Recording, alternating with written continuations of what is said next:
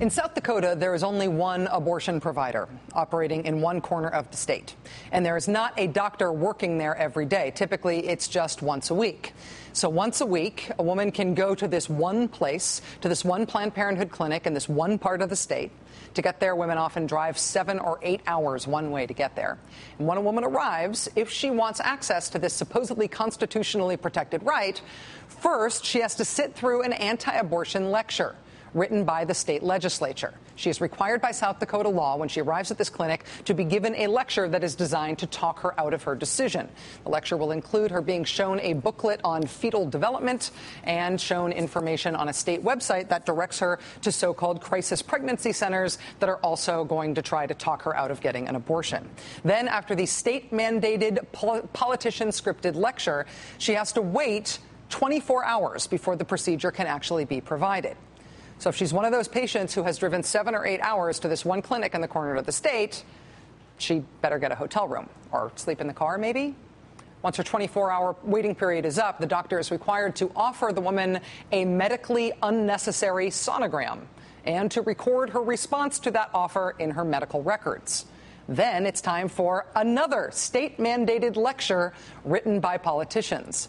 The doctor is required by South Dakota law to read her an anti-abortion script that includes a laundry list of medically dubious or scientifically disputed claims about the health risks of abortion, at least one of which has essentially been suspended pending the outcome of a lawsuit. Then, after that, she is required to sit and wait after that lecture for 2 more hours. Only after that can a woman in South Dakota have access to abortion services. That's the law in South Dakota right now. That's what you have to do right now if you are an American woman who wants to access your supposedly constitutionally protected right to an abortion in the great state of South Dakota. And remember, that doctor's only there once a week, so time it out wisely. However, on March 22nd, South Dakota's Republican governor, Dennis Dugard, signed into law what is probably the most creatively draconian anti-abortion law in the country. Under this new law, there is a new 3-day waiting period between when a woman first meets with a doctor and when she can get the abortion. What does that mean for those women who drive 7 or 8 hours to the corner of the state, to South Dakota's one and only abortion provider? What does it mean for the doctors that clinic flies in about once a week to provide that service?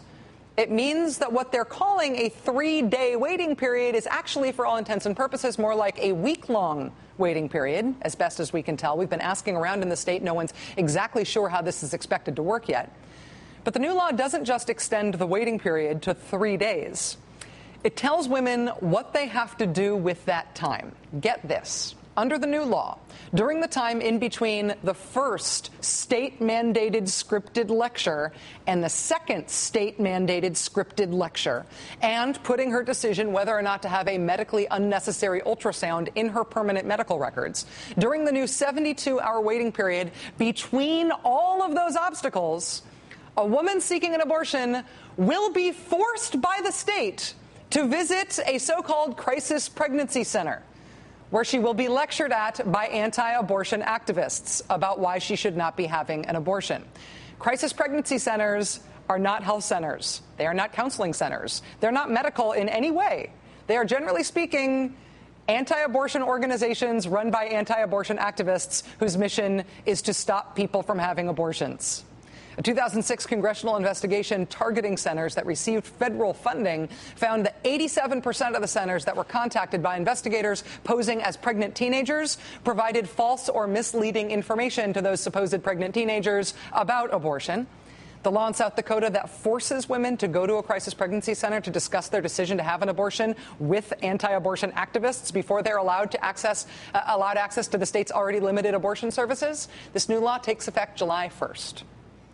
So here's the awkward part beyond all that. So far, none of these crisis pregnancy centers have registered with the state to become part of the new law, to be the place where women are forced to go to when they want an abortion. What does that mean for the law? Again, nobody's quite sure. South Dakota's Attorney General refusing to clarify to the Argus leader whether abortions would be prohibited if no pregnancy center registers with the state, saying, quote, "We plan on addressing only those issues that arise and become an actual controversy." I would very much like to see what counts as an actual controversy in South Dakota these days. Joining us now is Sarah Stace, CEO of Planned Parenthood in Minnesota, North Dakota, and South Dakota. Sarah, thank you very much for joining us. I really appreciate your time. Yeah, you're welcome, Rachel. Thanks for your interest in this subject.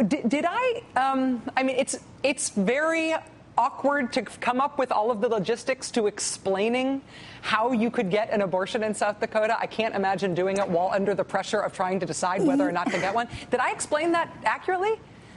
Yeah, you pretty much did explain it accurately, except for the fact that many women who are unintentionally pregnant and who are seeking abortion also have to arrange for child care. They have to arrange to get off of work.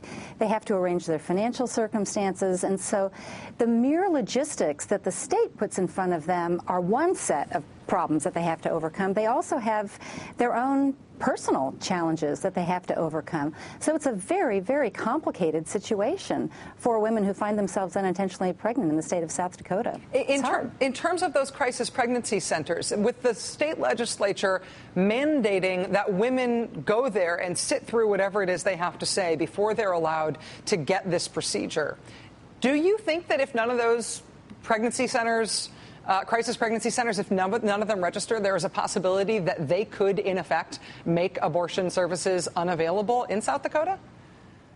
Well, there certainly is that possibility, although remember, they have until the end of June to register, so we don't actually know yet what they're going to do.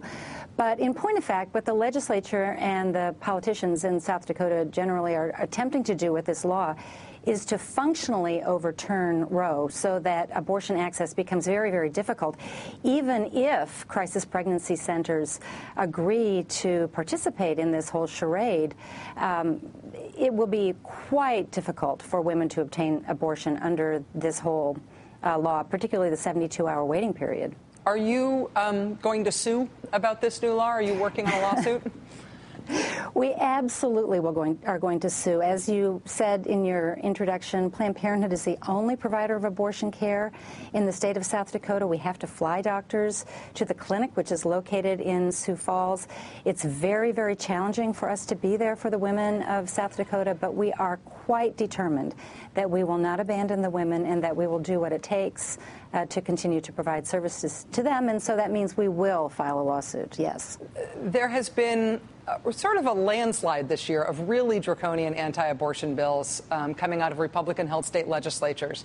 But the provision in this law that requires women to visit these crisis pregnancy centers stands out. It's one of the reasons we are highlighting this one, even though there are so many of these draconian laws. Crisis pregnancy centers are a lot of different things in a lot of different places. But I know, I do not imagine a crisis pregnancy center being the sort of place an abortion provider would feel comfortable referring his or her patient. What's been your relationship with these groups? We believe that these centers function in a way that is just, frankly, quite unethical. They are not licensed. They are not regulated. The people that work there are not trained. The centers are not covered by HIPAA privacy laws, so the patients are not protected. Their privacy is not protected. No one is watching the quality of what goes on in those centers.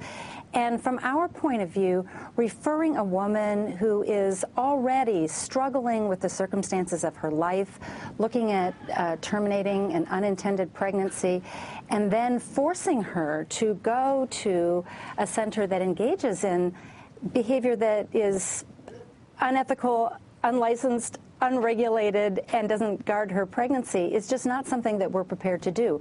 We just won't do it. We find the whole notion that a woman would be subjected to something like that to be shocking and brutalizing and coercive, and we just won't participate in that kind of thing, and that's why we're filing the lawsuit. Sarah Stace, CEO of Planned Parenthood for Minnesota, North Dakota, and South Dakota. Thank you very much for joining this. You guys are welcome. You're going uphill here. Good luck to you. Thank you. Yeah, you're welcome. Thanks a lot. Should also mention that in case you're keeping track at home of the whole will of the voters thing, South Dakota voters have rejected abortion bans twice when they've been put to a vote as ballot initiatives recently, but that's not stopping the legislature. The most aggressive rollback of women's rights in the country is happening in Republican-controlled state governments like South Dakota. But don't worry, fans of really big government. Republicans in Washington, D.C. are doing their best to keep up at the federal level. That story and one powerful response to it next.